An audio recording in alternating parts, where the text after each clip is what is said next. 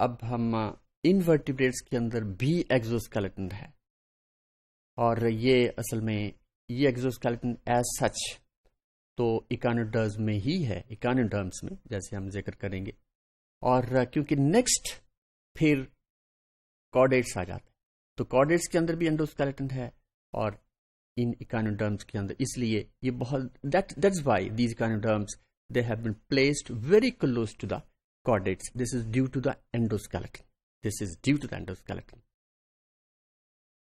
لیکن اس کے علاوہ بہت early animals which are the poriferans, which belongs to the animals which belong to the phylum Porifera. اس کے اندر which are sponges. These are the you may call it as the first phylum. the first phylum of invertebrates جس کے اندر انڈوسکیلٹن موجود ہے، اور یہ endoskeleton it is not as a bony structure, بلکہ اس کے اندر بڑی ورائٹی ہے، اس کے اندر بالکل جیسے باریک باریک سلائیاں ہیں، اسمال پیسز جو کہ مل کے پھر ایک سپورٹو اسٹرکچر بنتے ہیں فار دیز اینیملس. یہ اینیملس جو ہیں یہ سیسائل ہیں، they are fixed, they cannot move from one place to the other, they are ان کے اندر mobility as such نہیں ہے from one place to the other، لیکن they do have the support، اور یہ جو supportive structure ہیں انہیں ہم spicules کہتے ہیں.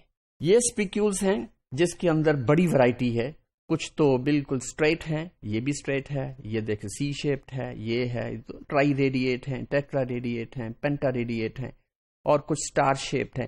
تو یہ تمام اگر ہم ان اینیملس کو، خاص طور پہ اسپونجز کو اگر ہم کسی فائن کپڑے میں سے سکویز کر دیں تو یہ جو تمام یہ جو اسپیکیولز ہے یہ کپڑے کے اوپر رہ جائیں گے یا فنیل کے اوپر رہ جائیں گے، باقی تمام سافٹ ٹیشو جو ہے وہ چھن کے نیچے چلا جائے گا، اور یہ سارے کے سارے ان اسپیکیولز کو ہم بڑی آسانی سے پھر مائکروسکوپکلی یہ مائکروسکوپک اسٹرکچرس ہے. وی کی not see these structures with over naked eye, اسے مائکروسکوپ کے اندر باقاعدہ سلائڈز بنانی ہوگی خاص طریقے سے، تو پھر ہی ہم ان کو دیکھ سکتے. تو these are structures which are the spicules which are of usually calcium carbonate, silica oxide کے بھی ہوتے ہیں، اور یہ وی کال دم ایز دا اسپیکیولز، اور یہ سپورٹ کرتے ہیں پوریفرنس کو، یا جیسے ہم دی اسپونجز کو. دس از ایکانوڈرمز. ایکانوڈرم میں اسٹار فش آتی ہے، اور اس کے آپ کو پتا ہے کہ there are 5 you can say the arms.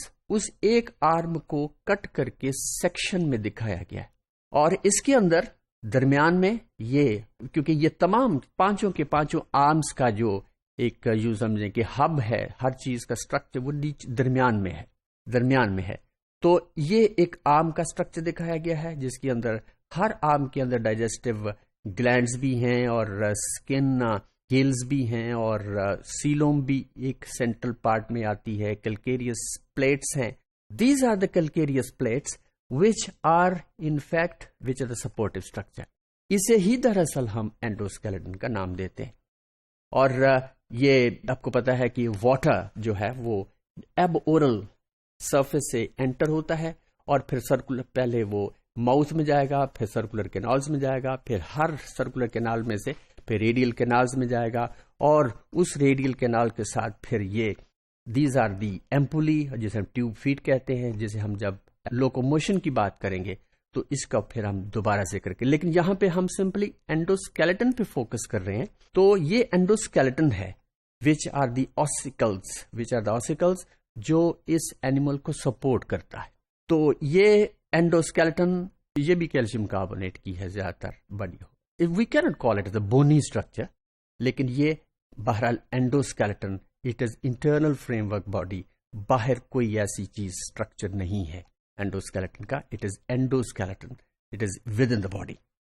We have completely discussed the skeletons, جس میں شروع میں ہم نے ہائیڈروسٹیٹک اسکیلٹن، پھر ایگزوسکیلٹن، پھر انڈوسکیلٹن. تو یہ اب ورٹیبریٹس میں آ کے اب ہم باقاعدہ ذکر کریں گے about the cartilage and then the bones. تو یہ انڈوسکیلٹن ان vertebrates, so we have all discussed completely. Thank you.